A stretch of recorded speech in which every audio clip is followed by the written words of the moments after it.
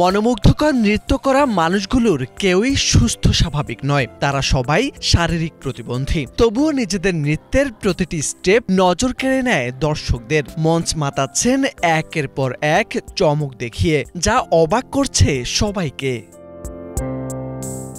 কখনো মঞ্চ মাতাচ্ছেন, আবার কখনো চার দেওয়ালের মধ্যে নিজেদের প্রস্তুত করছেন। কঠোর পরিশ্রমে তাক লাগাচ্ছেন সবাইকে। তবে এর পেছনে রয়েছে অবাক করা এক গল্প।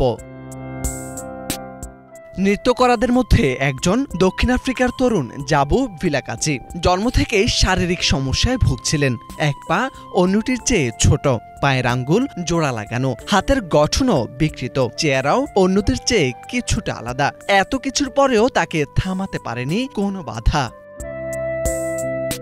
মুভিং ইনটু ডান্স নামের একটি প্রতিষ্ঠান থেকে প্রশিক্ষণ নিচ্ছেন তিনি, যেখানে বিশেষ চাহিদা সম্পন্ন তরুণদের নাচের মাধ্যমে নিজেদের সক্ষমতা প্রমাণের সুযোগ দেওয়া হয়। প্রতিবন্ধীদের গড়ে তোলা হয় নাচের মাধ্যমে। সম্প্রতি এই তরুণ অংশ নিয়েছিলেন এনেবেল থ্রু ডান্স প্রোগ্রামে, যা প্রতিবন্ধকতার দেয়াল ভেঙে অন্তর্ভুক্তির সেতুবন্ধন তৈরি করেছে বলে মনে করেন প্রতিষ্ঠানটির সিইও নাদিয়া বিরাসামি।